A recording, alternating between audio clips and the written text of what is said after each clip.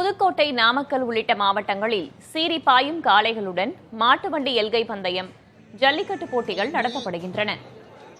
புதுக்கோட்டை மாவட்டத்தில் மாவூர், மலைக்குடிப்பட்டி, பரளி ஆகிய 3 ஊர்கள் இணைந்து மாட்டு வண்டி எல்கை பந்தயம் நடத்தப்பட்டது. பெரிய மாட்டு வண்டிகளுக்கு 12 கிலோமீட்டர் தூரமும், சிறிய மாட்டு வண்டிகளுக்கு 9 கிலோமீட்டர் தூரமும் நடத்தப்பட்ட போட்டியில் பல்வேறு மாவட்டங்களைச் சேர்ந்த 29 ஜோடி மாட்டு வண்டிகள் பங்கேற்றன.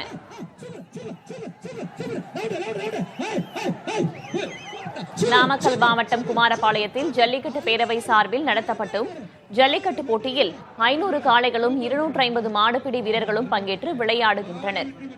இந்த போட்டியை தமிழ்நாடு ஜல்லிக்கட்டு பேரவைத் தலைவர் ராஜசேகர் மற்றும் திருச்செங்கோடு வருவாய் கோட்டாட்சியர் சுகந்தி ஆகியோர் கொடியசைத்து தொடங்கி வைத்தனர். சிறந்த 10 மாடுபிடி வீரர்களுக்கு 1 கிராம் தங்கக்காசு, 130 பேருக்கு 10 கிராம் வெள்ளிக்காசு பரிசாக அறிவிக்கப்பட்டுள்ளது.